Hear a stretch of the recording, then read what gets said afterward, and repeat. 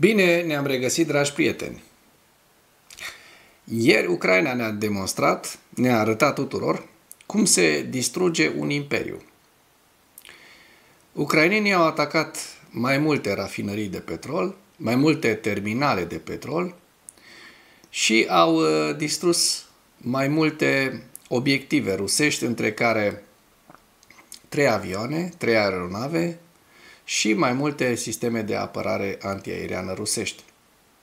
Subiectele principale ale analizei noastre de astăzi sunt: The Wall Street Journal a aflat de ce Trump și-a schimbat retorica cu privire la Ucraina.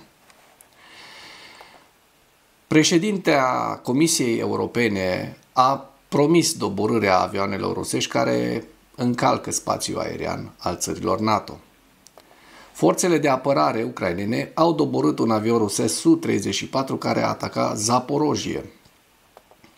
Dronele navale ucrainene atacă infrastructura de export de petrol din regiunea Tuapse, Rusia. Ieri am văzut un atac foarte consistent al armatei ucrainene asupra infrastructurii rusești din Novorossiysk. Astăzi, de dimineață, ne-au fost furnizate noi informații despre terminalul de petrol rusesc de la Tuapse, care a fost lovit de către forțele armatei ucrainene. Europa nu își poate permite să piardă și Moldova, după ce a pierdut Georgia, avertizează Zelenski pe fondul creșterii influenței rusești în Moldova. Raid fantomă în Crimea, 2 avioane inamice AN-26 și un radar de coastă au fost distruse. La final vă prezint hărțile Institutului pentru Studiul Războiului, cât și ale analiștilor de la Deep State. The Wall Street Journal a aflat de ce Trump și-a schimbat retorica cu privire la Ucraina. Sunteți curioși? Și eu. Succesele limitate pe câmpul de luptă și persoasiunea din partea consilierilor lui Volodymyr Zelensky l-au determinat pe Donald Trump să facă declarații mai favorabile despre șansele de succes ale Ucrainei pe câmpul de luptă. Potrivit The Wall Street Journal, Trump s-a pregătit pentru întâlnirea sa cu Zelensky în ultimele zile, comunicând cu oficiali din administrația sa care au insistat de mult timp pentru o poziție mai dură față de Rusia. Printre aceștia, publicația îi menționează pe trimisul special al președintelui american Keith Kellogg și pe noul ambasador la ONU, Mike Waltz. Aceștia au spus lui Trump că Rusia a făcut puține progrese în ultimii ani pe câmpul de luptă. Președintele american a aflat de asemenea că Ucraina plănuise o ofensivă care ar necesita sprijinul serviciilor secrete americane, au declarat sursele pentru The Wall Street Journal. Sursele citează de asemenea acțiunile lui Zelensky după controversata întâlnire de la Casa Albă, drept factori care au contribuit la schimbarea retoricii lui Trump, în special acceptarea cererii SUA de încetarea focului și recunoștința sa publică față de președintele american pentru eforturile sale. Aceste surse au adăugat că Trump, în ciuda schimbării de retorică, nu și-a schimbat încă politica față de Ucraina și, deși continuă să permită vânzarea de arme către Ucraina, limitează utilizarea armelor americane pentru atacuri asupra teritoriului suveran rus. Președintele Comisiei Europene, președinta Ursula von der Leyen, a permis doborârea avioanelor rusești care invadează cerurile țărilor NATO. A permis doar în varianta de declarații, încă n-a fost doborât niciun avion rusesc. Președinta Ursula von der Leyen nu exclude posibilitatea doborârii unor avioane rusești care zboară în mod imprudent în spațiul aerian european. Părerea mea este că trebuie să apărăm fiecare centimetru pătrat al teritoriului nostru și asta înseamnă că dacă există o intruziune, o încălcare a spațiului nostru aerian, atunci, desigur, după un avertisment foarte clar, opțiunea de a doborî un astfel de avion de vânătoare este pe masă. Ce avertisment foarte clar! Deja oamenii se joacă cu focul. Rușii, ciolovecii. Ce să mai avertizezi? Îți intră în spațiu cu un singur scop, să-ți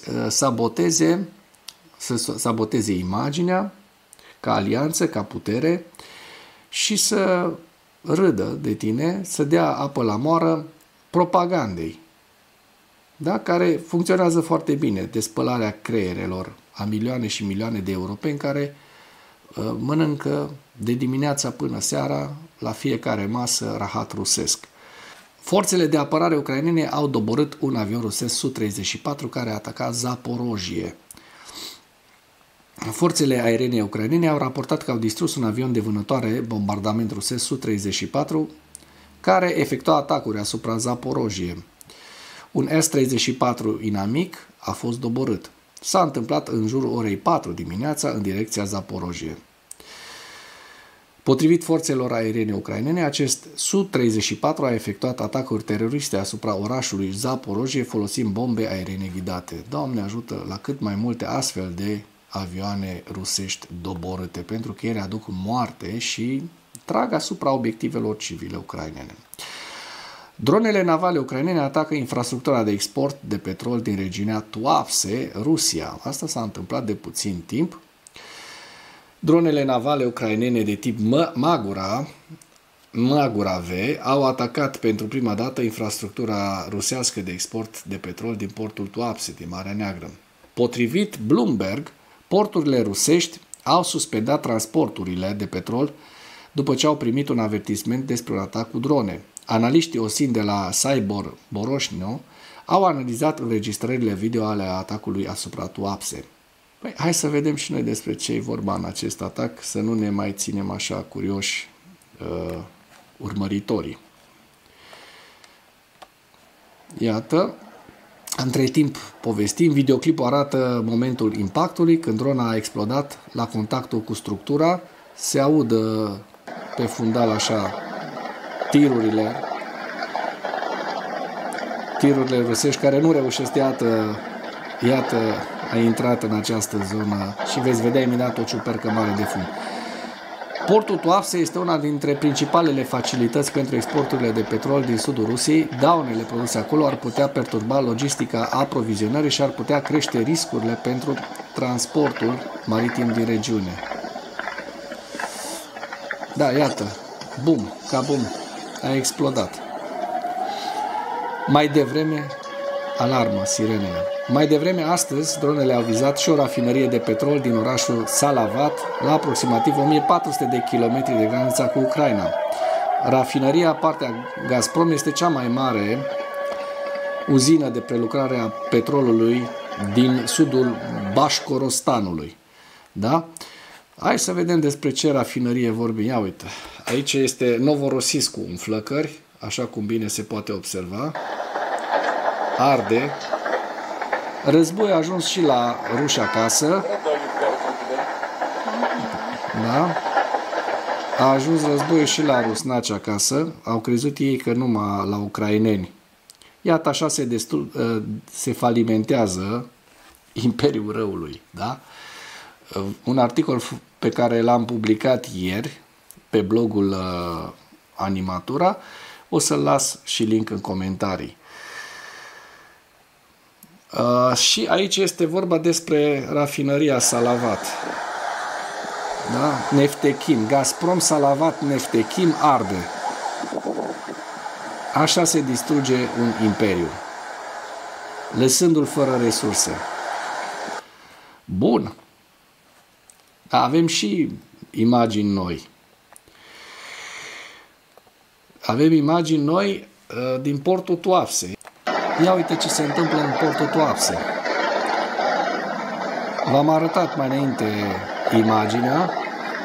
Aici se vede mult mai bine. Iată cum pătrunde drona maritimă Magura V. Da? Și veți vedea imediat ciuperca de fum. Au tras ciolovecii de-au utilizat mii de cartușe, dar iată, degeaba. Degeaba, iată. Pățești, când ataci alte state, ți se întoarce la un moment dat. Bun. Iată ce spune Zelenski.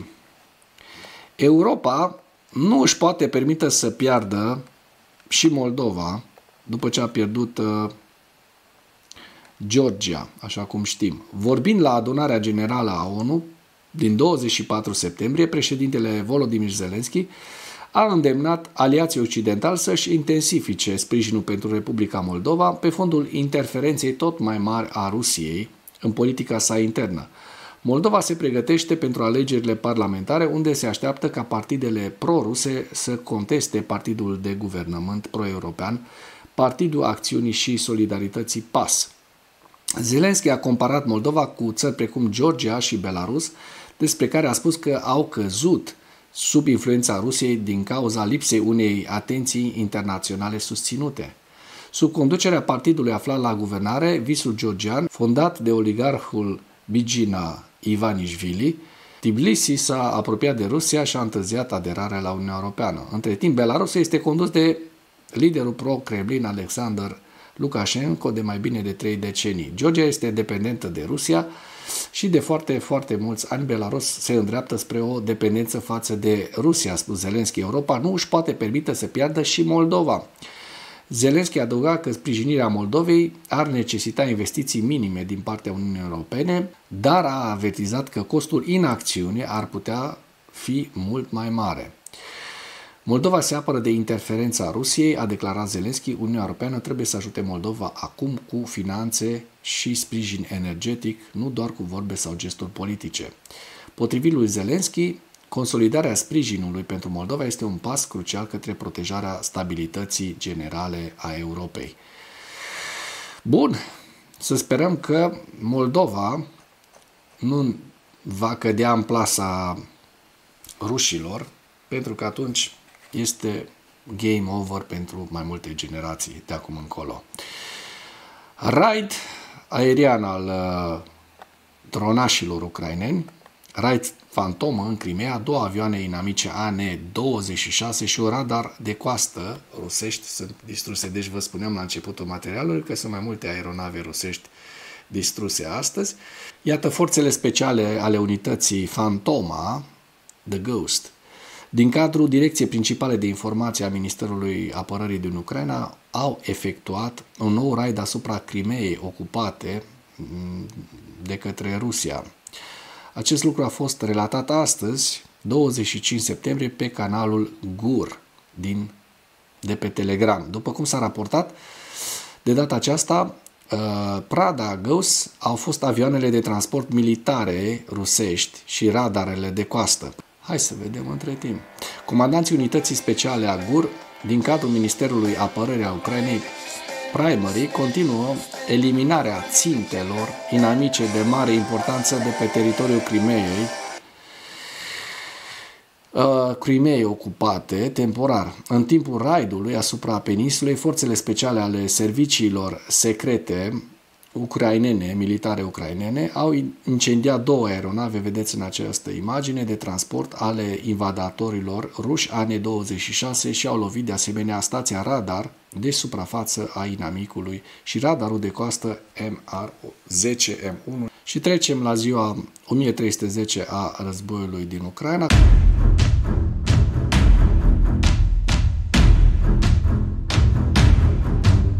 Cu pierderile rusești, în ultimele 24 de ore, rușii au pierdut 940 de militari, 2 vehicule blindate de luptă, 38 de piese de artilerie, 5 lansatoare de rachete, 4 sisteme antiaeriene despre care vă vorbeam și pierderile rusești le vedeți în această imagine. Mergem la hărțile Deep State să vedem dacă au existat modificări ale fronturilor. Din ceea ce se vede în această imagine, în sud, în Herson, n-au existat modificări ale fronturilor, dar în regiunea Zaporojia, așa cum se poate vedea, rușii au continuat avansul, au avansat în continuare. Eu evaluez undeva la aici 1,5 km pătrat cu încă vreo 3 jumate, 5-6 km pătrați. Deci n-a fost un avans foarte mare, dar este un avans continuu pe care rușii îl au în Zaporojie de mai bine de o săptămână. Vedem că în regiunea, în zona Pokrovskului, da, așa cum se poate observa, n-au existat modificări ale fronturilor, nici în Ceasoviar și, din câte am văzut eu pe hartă, nici în zona Cupianskului nu s-au înregistrat modificări ale fronturilor. Vovceanscul, de asemenea, așa cum se poate observa, este stabil, iar zona Sumă, regiunea Sumă, în continuare fără modificări ale fronturilor, așa că rușii au reușit să avanseze aproximativ 6 km în ultimele 24 de ore. Trecem la evaluarea campaniei militare ofensive rusești la data de 24 septembrie în viziunea Institutului pentru Studiul Războiului, cu principalele informații. Kremlinul folosește amenințări nucleare pentru a-l influența pe președintele american Donald Trump să-și oprească eforturile de a asigura pacea în Ucraina. Rusia a lansat o campanie informațională cu mai multe direcții menită să mascheze slăbiciunea economică a Rusiei, pe care președintele american Donald Trump a identificat-o recent în mod corect. Președintele Ucrainei Volodymyr Zelensky și-a reiterat angajamentul de a se angaja în negocieri de pace și de a organiza alegeri în conformitate cu Constituția și legislația ucraineană. Fostul comandant suprem al Ucrainei și actualul ambasador al Ucrainei în Regatul Unit, generalul Valeriy Zaluzhnyi, a evaluat pe data de 24 septembrie că forțele ruse adoptă inovații tehnologice și tactice terestre în încercarea de a restabili manevra pe câmpul de luptă. Bruiajul rusesc provenit din regiunea Kaliningrad a perturbat probabil sistemul GPS al avionului ministrului spaniol al apărării Margarita Robles, care zbura spre Lituania pe data de 24 septembrie. Forțele ucrainene au efectuat recent o serie de atacuri aeriene și navale cu drone împotriva Rusiei și a Crimeei ocupate, inclusiv împotriva infrastructurii portuare și a celei petroliere rusești și a instalațiilor de producție de drone. Și mai avem concluzia că forțele ucrainene au avansat recent în apropiere de Liman și Pokrovsk și în zona tactică Dobropilea. Forțele rusești au avansat recent și ele în apropierea Siverskului și Pokrovskului, în zona tactică Constantinivka, Drujivka și în vestul regiunii Zaporozhye, avans pe care vi l-am prezentat astăzi. La final vă prezint hărțile Institutului pentru Studiul Războiului cu prima regiune, prima direcție, direcția de nord, Sumă, Kharkiv, Lugansk, Borova-Liman, Donetsk, Siversk, Kostiantinivka, Drujivka,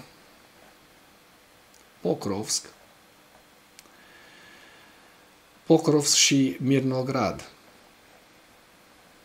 Zaporozhye, orașul Zaporozhye și Herson. Și cu acest ultim detaliu închei materialul nostru de astăzi cu îndemnul: dacă ați găsit informații utile în acest videoclip, nu ezitați să-l distribuiți pentru a ajunge la cât mai multă lume. Mulțumesc mult!